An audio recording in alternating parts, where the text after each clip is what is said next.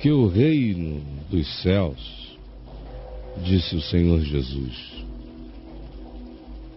o reino dos céus, e ele começa com um porquê. Por que o reino dos céus? Ele começa com uma explicação que evoca o que tinha acontecido antes, que é a parábola do jovem rico, a história do jovem rico, não é uma parábola, é uma história, aquele moço que era religiosíssimo, riquíssimo, achava que bancava a relação dele pela obediência, que ele constrangia Deus a ser um Deus em favor dele, ele obrigava a Deus. E Jesus diz a ele que não, e prova a ele que tudo era graça. Porque ele disse, olha, se você se acha o máximo assim, então vai, vende tudo que tu tens, dá aos pobres e vem comigo e tu terás um tesouro nos céus, já que você acha que é assim. Vai lá, faz isso. E o homem foi embora porque era dono de muitas riquezas. E a cobiça do coração dele, que se disfarçava de piedade religiosa, foi imediatamente manifesta quando ele teve que tomar uma decisão do tudo ou nada e parar de mentir e de hipocrisia. É o que está nesse contexto antecedente. E aí Jesus fala do perigo das riquezas, mas diz que pela graça todos nós somos salvos. Ele disse, é impossível a um rico entrar no reino de Deus. Aí os discípulos, ouvindo isto, ficaram grandemente maravilhados e disseram, então quem é que pode ser salvo? Ninguém, né? Porque se o rico, que pode inclusive bancar para ter menos adversidade e problemas e exasperações na vida, não entra nesse reino, imagina a gente que vive numa ralação, desesperado, fazendo besteira. Como é que a gente vai entrar? Jesus, olhando para eles, disse, olha, não é obrigação que salva vocês. É graça, é favor imerecido. Isto, salvação, entrar no reino, é impossível a qualquer homem, porque todos pecaram e todos carecem da glória de Deus, mas para Deus tudo é possível, por causa da graça, por causa da cruz, por causa da misericórdia. Então Pedro falou a Jesus e disse, olha, nós te deixamos tudo e te seguimos, e aí? Como é que vai ser? Aí Jesus disse, não se preocupe com isso, no meio de muita perseguição vocês vão ter irmãos que vão acolher vocês, vão ter mães que vão ser carinhosas com vocês, terão famílias não consanguíneas, mas que amarão vocês profundamente. E quando chegar o dia da revelação, eu colocarei vocês no lugar da consciência de vocês. Colocarei. Porém, muitos primeiros serão últimos. E últimos serão primeiros. Primeiros, seja porque chegaram antes, historicamente, primeiros porque apareceram mais, ou primeiros porque puderam mais, ou primeiros porque foram mais vistos, considerados ou afamados. Muitos desses, todavia, serão últimos. E muitos últimos porque invisíveis, anônimos, imperceptíveis, atravessáveis, não reparáveis, não notáveis, não notados na existência, virão a ser primeiros. Porque o reino de Deus é lido no coração e não nas visibilidades históricas. Sim, por isto Jesus diz, porque o reino dos céus é semelhante a um dono de casa que saiu de madrugada para assalariar trabalhadores para trabalharem na sua vinha. Era uma vinha razoavelmente grande que ele tinha em casa, de onde vinha o produto para o seu vinho. Ele produzia vinho. Era uma indústria rentável. E quando ele saiu para contratar o assalariado, o diarista, para aquele tipo de necessidade que ele tinha. Quem sabe tinha chegado a vindima, tinha chegado a hora de colheitas, ou chegado a hora da poda. Era um momento de atividade intensa, ou de limpeza, de gavinhas para todos os lados. Ele saiu para contratar de madrugada trabalhadores. E tendo ajustado às 6 horas da manhã, quando ele saiu a primeira vez, ele encontrou trabalhadores e acertou um preço com eles. Falou: vocês aceitam trabalhar pela diária de 1 denário na minha vinha? Aí os caras disseram: poxa, legal, tá aqui. Ele disse: então pode assinar os contratos, assim, não podem ir para lá. A diária de vocês hoje é 1 denário. Dia inteiro de trabalho. Agora, do nascer do sol ao pôr do sol, vocês trabalharão e ganharão 1 denário.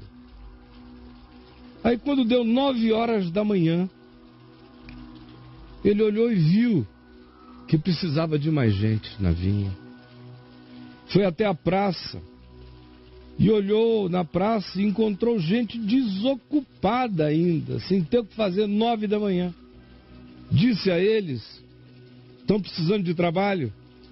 E eles disseram sim. Então ide vós também para minha vinha, e vos darei o que for justo. Não contratou um preço. Disse: olha, já passou da hora, vão para lá, eu vou fazer as contas, e no fim do dia eu darei o equivalente, porque vocês já estão agora entrando depois das 9 para trabalhar na minha vinha. Será proporcional. Se vocês creem na minha justiça, podem ir. E eles foram. Porque injustiça não haveria. Tendo saído outra vez o dono da vinha, aí por volta do meio-dia, e mais uma outra vez, às 3 horas da tarde, procedeu da mesma forma. Encontrou gente desocupada e disse: entrem, se quiserem, vão trabalhar, que eu pagarei a diária proporcional à carga horária. Pagarei por hora de trabalho. Podem ir. E quando chegou às 5 da tarde, ele saiu, foi até a praça de novo, e ele olhou. Já não porque ele estivesse precisando de nenhuma ajuda, mas meramente por misericórdia. Ele olhou, viu uns homens desocupados, 5 horas da tarde, não ganharam nada o dia inteiro, e falou: rapazes, o que vocês estão fazendo aqui até essa hora? Desocupados? Aí eles responderam: a gente está aqui porque ninguém nos contratou. E ele então disse: corram, vão lá para a minha vinha. Trabalhem lá, no fim do dia a gente conversa, daqui a pouco, daqui a 1 hora a gente conversa.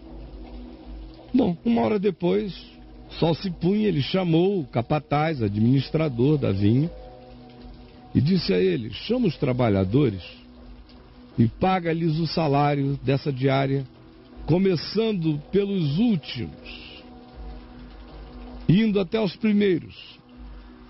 Comece com esses que chegaram agora às 5 horas da tarde. Esse pessoal que não fez nada, esse pessoal que não produziu, esse pessoal cujo esforço foi mínimo em relação aos outros, foi quase inexistente. Esse pessoal que praticamente só obedeceu a minha palavra e veio, porque já chegaram aqui na hora de sair. Chama primeiro esses últimos. Chama primeiro esses últimos, que correspondem aqui a pecadores, a publicanos, a meretrizes, a todos os marginalizados pela sociedade, pelo moralismo, pelo culto ético, pela religião. Esses são os que não fizeram nada, são aqueles que o pessoal olha e diz: esses são os imprestáveis sociais, são os sanguessugas, ou são aqueles caras que de fato entraram na viração do dia, mas não fizeram coisa alguma, tinham mais é que ficar quietos na vida. Mas o dono da vinha disse: começa a pagar primeiro a esses que chegaram por último, esses que todo mundo diz que são os últimos da fila. Começa com os últimos da fila. Depois vai baixando até chegar aos apóstolos, Aí vai baixando até você chegar lá em Noé, em Enoque, em Adão. Porque a história humana é essa vinha, o mundo é essa vinha, cada geração é essa vinha. Então, o administrador chamou os que tinham começado a trabalhar às 5 horas da tarde, às 17 horas, e deu a eles o que o patrão mandou. Disse: dá a esses que só trabalharam 1 hora, 1 denário, o salário de uma diária cheia. Dá a eles. Veja se o reino de Deus é obrigação ou é graça. Veja se é obrigação, é conquista de mérito ou é graça. E ele assim o fez. E deu 1 denário, uma diária inteira, para quem não tinha conseguido trabalhar nem 1 hora. Ao chegarem, todavia, os primeiros, eles vieram cheios de presunção, de arrogância. Acharam que, de repente, o dono da vinha tinha ficado com obrigações extraordinárias para com eles. Porque o dono da vinha foi bom com os que tinham chegado por último. Eles acharam que ele lhes devia alguma coisa por terem ficado e chegado lá mais cedo. E mudaram as regras do contrato e começaram a imaginar presunçosamente que se quem chegou na última hora recebeu 1 denário, que era o pagamento da diária inteira, eles que tinham chegado às 7 da manhã receberiam, quem sabe, muito mais. E assim vieram, cheios de toda a presunção. E quando chegou a vez deles, eles receberam o que tinha sido contratado, o que era justo. Porque no reino de Deus, o meu pior cenário é receber justiça. E o meu melhor cenário é receber graça. No reino de Deus é assim. O pior que me pode acontecer no reino de Deus é ser tratado com justiça. E o melhor que me pode acontecer no reino de Deus é ser tratado com graça. Não há nada inferior à justiça no reino. Mas também não há nada maior do que graça no reino. De modo que justiça recebe quem busca por justiça no reino. Graça recebe quem creu na graça. Quem foi sabendo que não merecia. Quem foi sem fazer perguntas. Quem foi sem pré-acertos. Quem foi sem barganhas. Quem foi sem negociação. Quem foi só porque creu na palavra de quem disse ide. E foram, assim, baseados numa palavra. Esses recebem graça. Os que querem contratar obrigações são aqueles que começam a pensar que Deus lhes está endividado na vida. Ou que pelo esforço que eles possam ter feito, trabalhando na suposta vinha de Deus, Deus agora já não tem mais o direito de ser bom com quem quer ser bom, porque qualquer bondade de Deus será usada como categoria de cobrança para que eles demandem como obrigação divina que lhes faça o que Deus não disse que lhes faria. Jamais. Receberam o que tinham combinado, mas ficaram cheios de amargura, de murmuração contra o dono da casa eterna, que não é o Macedo, e nem nenhum pastor, nem bispo, porque a casa de Deus não é nenhum templo e nem nenhum CNPJ. A casa de Deus sou eu e a casa de Deus é o conjunto de nós. Ele habita o nosso coração. O reino de Deus está aqui. Se encheram, todavia, de amargura, de raiva, de ódio. murmuravam contra Deus nos seus corações, dizendo: olha só, estes últimos trabalharam apenas 1 hora. Contudo, os igualastes a nós que suportamos a fadiga e o calor o dia todo. Isso não é justo. Mas Jesus veio a eles, o proprietário, o Senhor do reino, que é cheio de graça, que não dá nada menor do que o que seja justo, mas frequentemente faz infinitamente mais do que tinha acertado conosco. Esse é Jesus, esse é o Deus da graça, esse é o proprietário de todas as coisas. Respondendo, disse ao representante dessa vocalização perversa e insaciável: ô amigo, eu não estou te fazendo injustiça. Não combinaste comigo 1 denário? Toma o que é teu, vai-te. Pois eu quero dar a estes últimos tanto quanto dei a ti, e daí? Eu quero. Não é minha obrigação, não faço nada por obrigação. Eu sou livre, tudo é meu. Eu quis dar. E aí? Pega o que é teu e vai daqui. Vai daqui. Vai daqui, filho da obrigação. Eu farei o que eu quiser, porque eu sou livre, eu sou o Deus da graça. Porventura não me é lícito fazer o que eu quero do que é meu? Agora o diagnóstico é esse. Ou são os seus olhos, os teus olhos, maus porque eu sou bom? Essas espiritualidades que vocês estão aprendendo por aí estão fazendo vocês ficarem maus.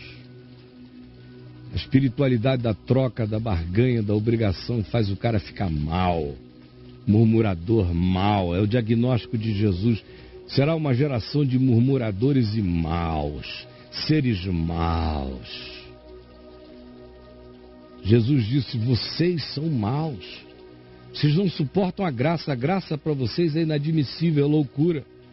Vocês querem um Deus de obrigações, de cotas. Mas eu sou o Deus da graça. Sou o Deus do escândalo da misericórdia. Sou o Deus da cruz. Eu sou o Deus que pago e que digo está consumado, onde ninguém entrou com nada, ninguém deu nada, ninguém cobriu nada. Ninguém trouxe colateral para nada, ninguém foi fiador de nada. Eu fiz sozinho e está feito em favor de todo aquele que só creu na minha palavra e veio e aceitou o meu convite. De todo aquele desocupado que creu na bondade de Deus, desse é o galardão. Quanto aos outros, ele diz: toma o que é teu e vai-te daqui. Você não volta nunca mais. Eu não te chamo mais para minha casa. Toma o que é teu, seu amargurado, invejoso, e vai embora. Porque eu quero dar, eu farei o que eu quiser do que é meu, e vocês não têm nada a ver com isso. Nenhum de vocês arbitrará sobre a minha vontade, nenhum. Nenhum de vocês. Eu sou o Deus da liberdade. Eu sou o Deus de toda graça. Vai daqui porque tu és mau, teus olhos são maus, a minha bondade te faz mal, a minha graça te ofende, porque tu és mau. Quem é mau não suporta graça, favor imerecido. Quem é mau quer um Deus de obrigações. Por isso é que os últimos, já hoje aqui no Papo de Graça, serão os primeiros. E muitos primeiros que estão aqui serão os últimos. Porque muitos são chamados, mas escolhidos só aqueles que se submetem à graça de Deus. Os demais ouvem o Senhor dizer: toma o que é teu e vai-te daqui. Quem não sabe viver sob a lei do amor não tem lugar na minha vinha. Entendeu? Não tem lugar na minha vinha. Quem não sabe viver sob a lei da graça e do amor não tem lugar na minha vinha, diz o Senhor. Ô Jesus, por favor, agora eu te peço na terra inteira, por um milagre, que meramente pela palavra estejam acontecendo coisas impensáveis no coração de muita gente. Que as revelações do coração sejam patenteadas. Que toda criatura oculta em nós seja manifesta. Que toda dissimulação, que todo demônio escondido nas maquinações dos nossos pensamentos seja manifesto pela luz da verdade. Em nome de Jesus.